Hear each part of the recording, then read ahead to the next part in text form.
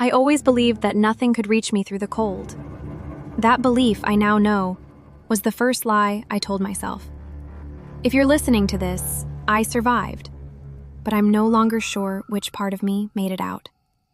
My name is Ashe, war-hardened, daughter of the Freljord, once called Queen of Ice and Resolve.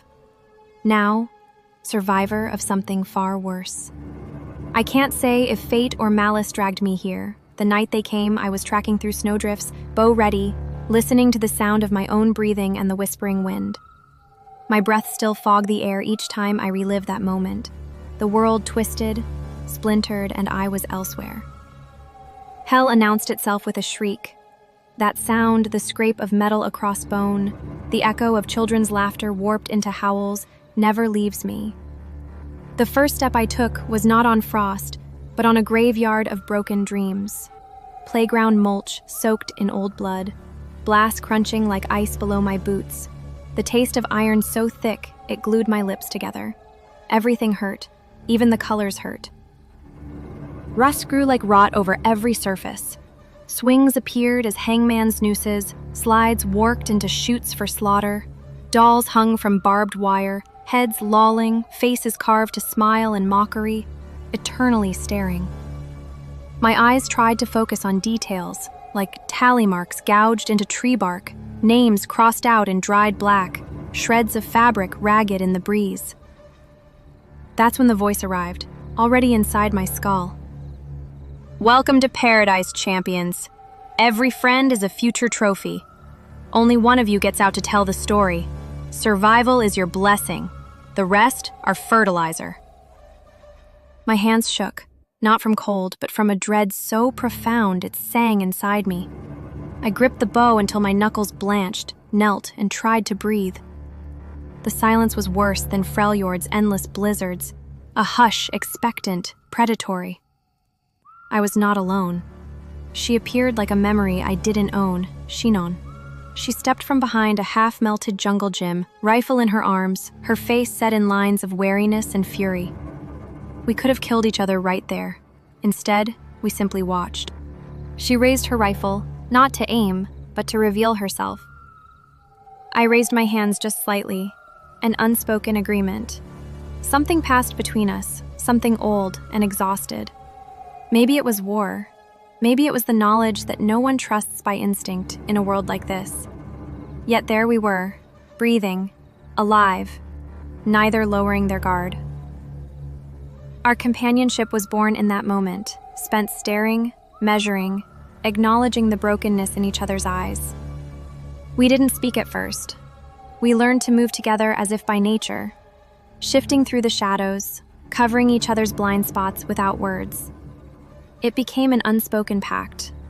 If one fell, the other would buy a few seconds longer. That word, friend, felt foreign, even dangerous, but we acted it anyway. Trust grows in wounds, not words. One night, huddled inside a burned-out ice cream truck that still reeked of caramelized sugar and blood, she spoke. "You've got good control," she whispered, her gaze fixed on the limbless horizon outside. I stiffened. Is that a compliment or a warning? She managed a broken laugh. Just, don't let the ice bullshit fool anyone. You're getting meaner. I hadn't noticed. Maybe she was right. She told me in pieces about her life, a nightmare game called Sword Art Online, where dying meant really dying, where trust was a luxury, and every connection felt like a countdown. Everyone she'd cared for was either a memory or a ghost on her conscience. So I told her about Freljord, about mothers locked in ice, tribes at war, years spent believing that cold could be armor against all pain. But cold, I was learning, just preserved the wound. We never called ourselves friends. We built a language of glances, signals, shared looks before entering a blood-slick alley. That silent bond was our only warmth. The hours bled together. The park was a predator, walls of barbed wire, benches with nails protruding like porcupine quills, children's rides fused to grotesque sculptures of agony and mockery. We passed corpses hung like butcher's cuts from the swing sets, and mannequins wearing the skins of our lost. We fought as a unit. One day, Staggering through a neon-lit corridor beside a wrecked merry-go-round, 3 attackers leaped out, masked, ragged, half-mad. One, a woman with lips chewed to ribbons, came at me with a butcher's cleaver. I aimed low, catching her between the knee and shin with an arrow. Bone burst like rotten wood. Shrieks painted the air. Sinon spun, the rifle coming to life. A shot to the cleaner's throat, then the next, then the third. Each kill was a small betrayal to our humanity, but we didn't hesitate anymore. There were nights when I'd see her asleep under flickering lights and realize I'd give my last arrow for her. Not out of heroism, just to keep the cold outside a moment longer. The world wasn't done with us. He taunted us from the flickering billboards, the ringmaster, always watching. Day and night, his mechanical laughter slithered through the loudspeakers, hounding our steps.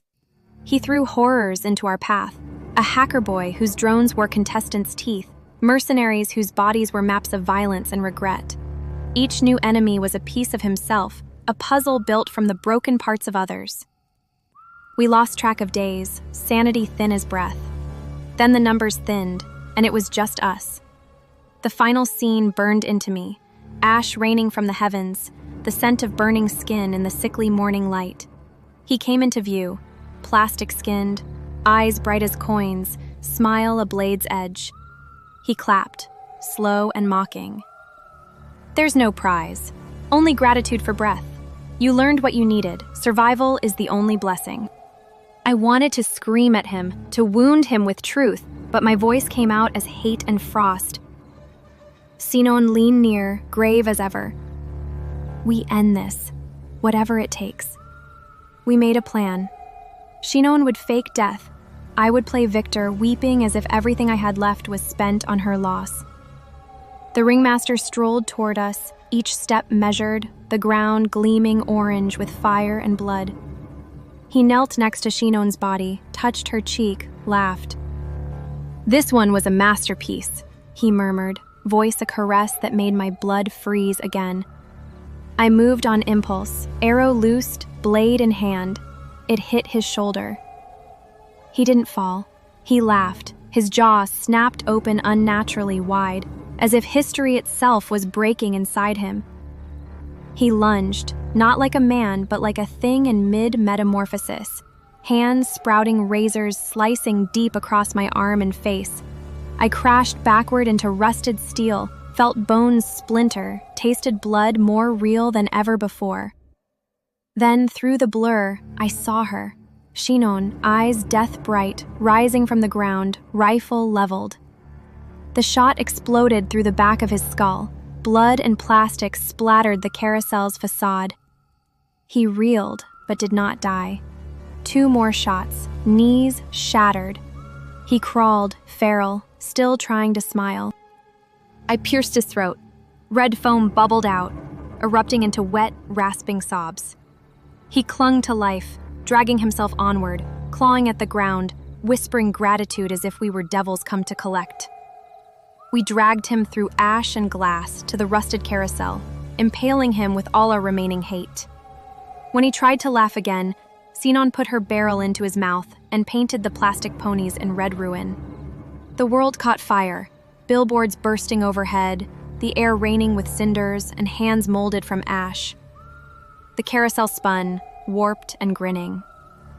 We stood shoulder to shoulder, blood and soot barely distinguishable on our skin, and watched the park burn in silence. Now what? Sinon asked, voice thin and broken. We survived, I replied. I tried to sound proud, but it was only exhaustion, only loss. And that's the prize? She asked, tears starting to cut channels through the grime on her face. We didn't have an answer. The city beyond waited, silent and empty. We left without looking back. The park's bones smoldered behind us, laughter echoing as it burned. Survival was its own scar now, and we wore it, the 2 of us, as monsters who remembered once being human.